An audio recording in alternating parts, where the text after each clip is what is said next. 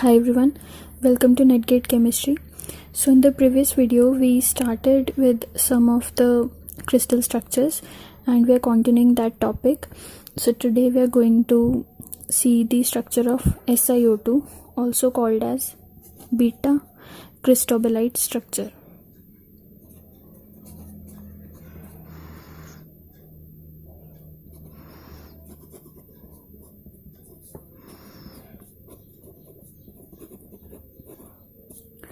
In beta cristobalite structure, your Si4 positive occupies DCC arrangement and O negative, it is sandwiched between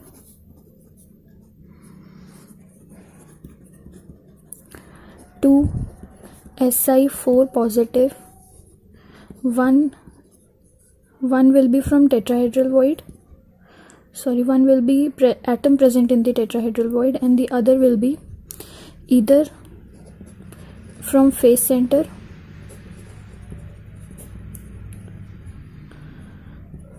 or maybe corner. So first we are going to understand the structure of beta cristobalite.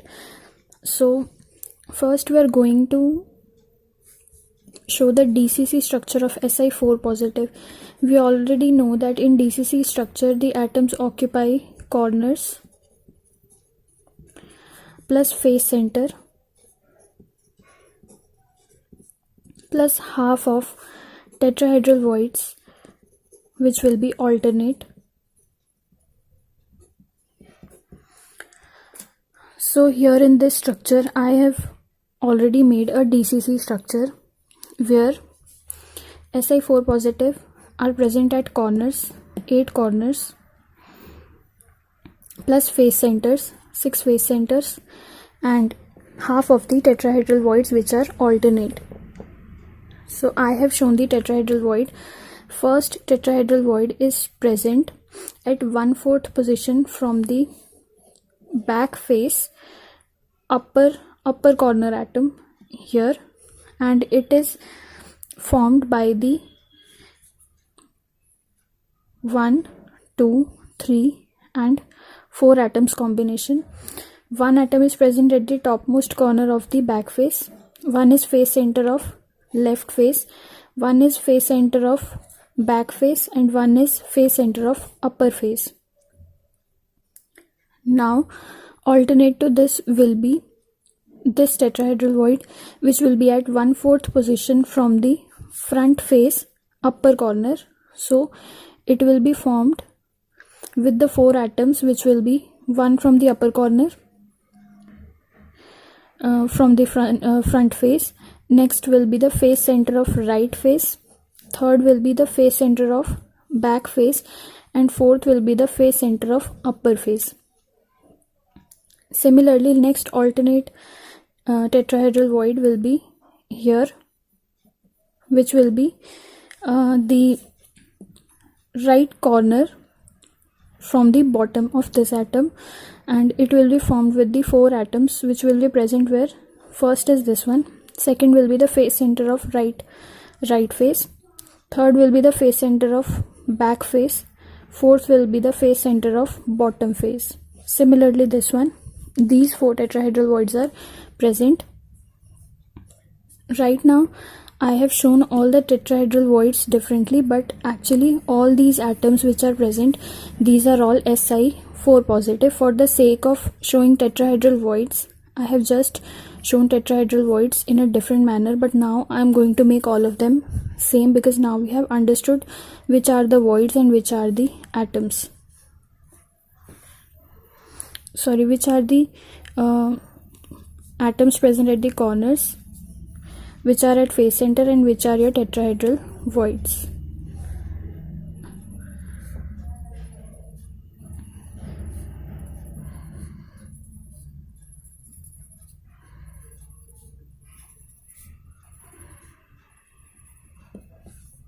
Now all are same.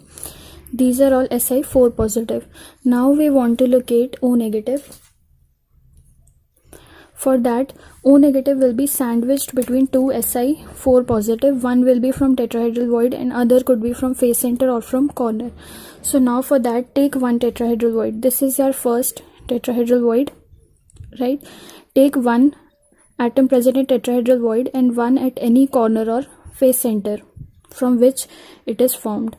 Suppose this is the atom which is present at corner, which is responsible for the formation of this void. Just between them will be your O negative. I am showing with red pen. Okay. Next, again, this tetrahedral void is formed with this atom also, which is present at face center. So between them, this tetrahedral void and the atom present at face center, between them also there will be a void. There will be O negative. Next, third line is this for this tetrahedral void. So atom will be present here. And fourth is this line for this tetrahedral void. So atom will also be present here. So you just have to know how this tetrahedral void has been formed, which four atoms are responsible for its formation. Just take one of those atoms and the tetrahedral void and just make a mark at the center where O negative will be present. Similarly for this one, this is your tetrahedral void number 2.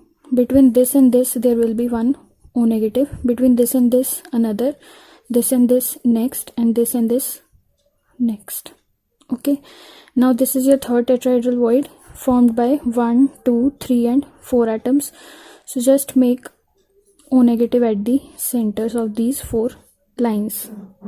Similarly, this is your fourth tetrahedral void. Place the O negative at the center of each line like this. So this is your basically structure of beta cristobalite. So now we are going to study about the characteristics of SiO2. So first will be number of Si4 positive per unit cell. See, Si4 positive, they have occupied DCC arrangement, that is corners plus face center plus half of tetrahedral voids. So for contribution we can see 8 atoms will be present at corners, each contributing 1 by 8. 6 atoms will be present at each face center, each contributing 1 by 2. And half of tetrahedral voids means 4 voids and each contributing fully, that is 1. So if we solve it, 4 plus 3, 7 plus 1, 8. There are 8 Si4 positive ions. Next is number of O negative per unit cell.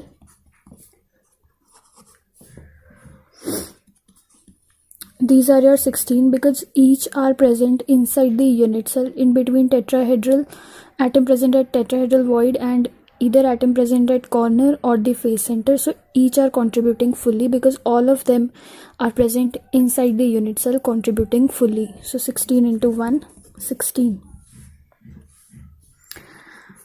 Total number of ions will be 8 plus 16.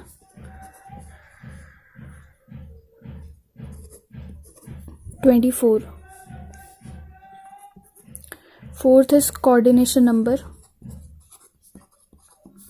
For Si4 positive it is 4. For O negative it is 2. It is understood. If you look for tetrahedral voids, and these are formed by the coordination of 4 spheres, and if you look for O negative, it is sandwiched between 2 ions. So this is about coordination number. Next is your formula per unit cell.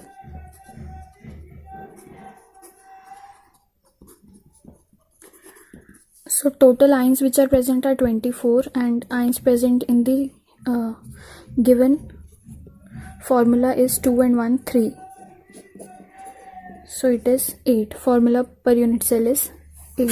So this is all about your beta cristobalite. Next we are going to study about the structure of zinc blende.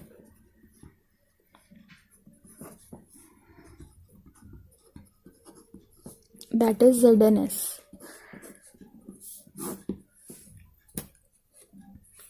In zinc blende, Zn2 positive occupies half of the tetrahedral voids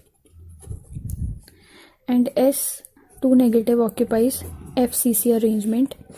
So we are going to show Zn2 positive like this and S2 negative like this.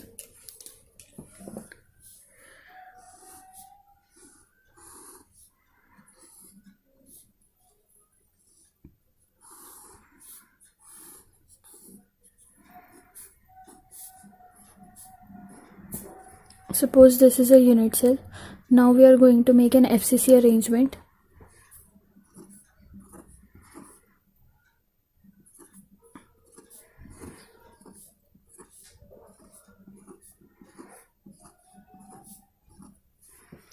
Eight atoms present at corner and 6 atoms present at each face center. Not atoms, ions.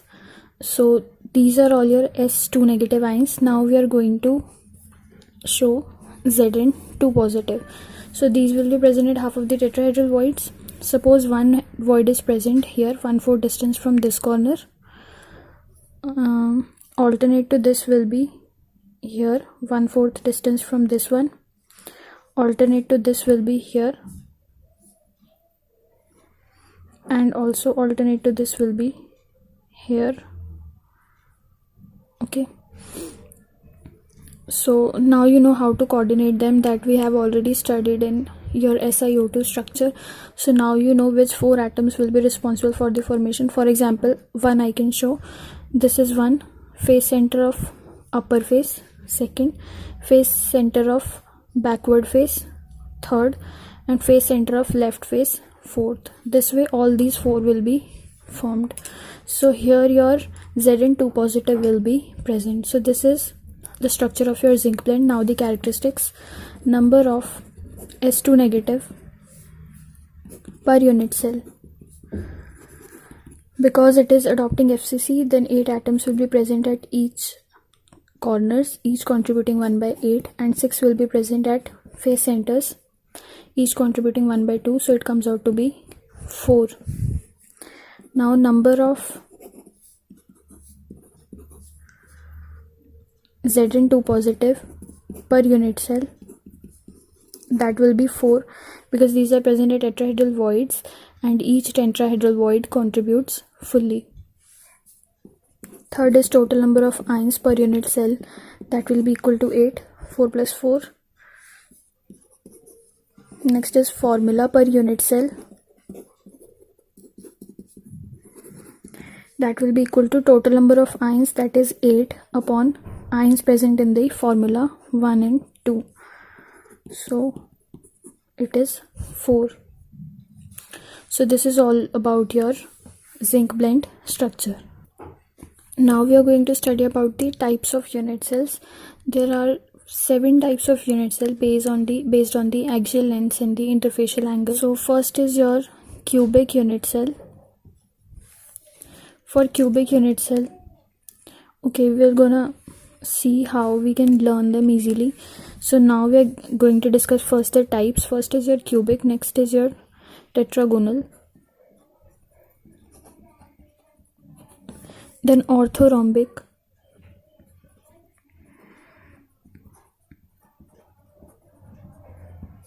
then monoclinic,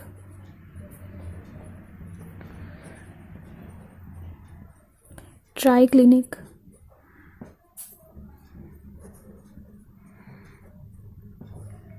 hexagonal,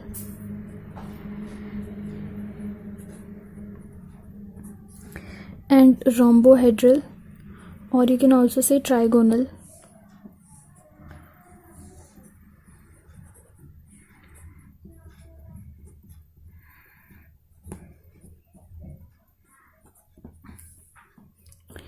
So to learn them, you can learn a mnemonic, which is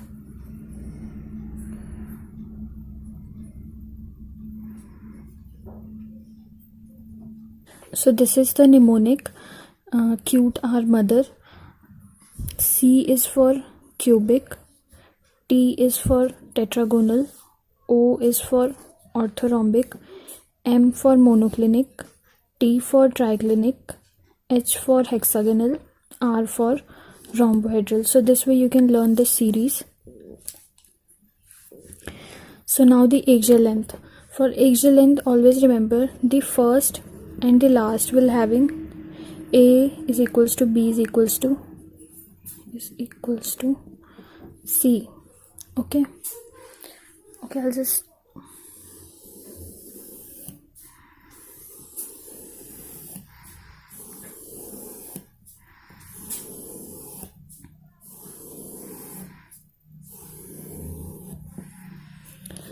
here for first and last, your A will be B equal to B and B equal to C. All these three axial lengths will be equal. For tetragonal, A equals to B not equal to C, and second last will also be same.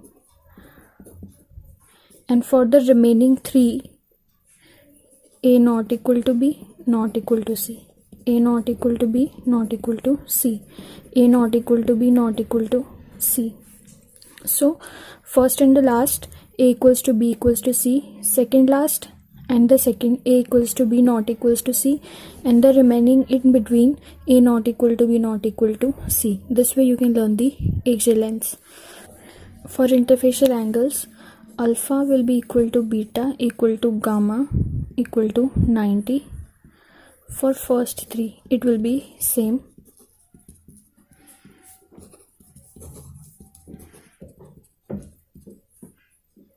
For rhombohedral, that is last one, alpha equal to beta equal to gamma, but all of three are not equal to 90 degree. For hexagonal, it is hexagon type, so one angle is definitely going to be 120 degree and the remaining two are going to be 90 degree. For triclinic, all of them are unequal and also unequal to 90 degree. For monoclinic, alpha is equals to gamma 90 degree and beta is not equal to 90 degree. So this way you can learn the interfacial angles. So now I'm going to tell you what are these A, B, C, alpha, beta and gamma. So suppose this is a unit cell.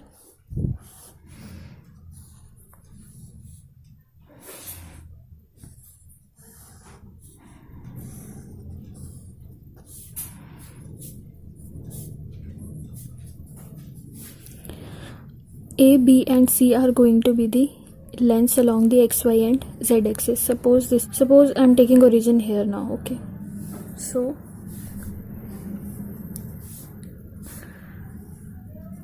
I have made these three axes, naming x, y and z. So this length will be your A, along y axis this length will be your B, and along z axis this length will be your C. And the angle between these lengths, that is this angle will be your alpha. Between B and C, this will be your beta, and this is going to be your gamma. So these are actually the axial lengths and the interfacial angle between the phases. Okay, so I think that's it for this video. In the next video we are going to discuss about the crystal defects. Thank you so much for watching.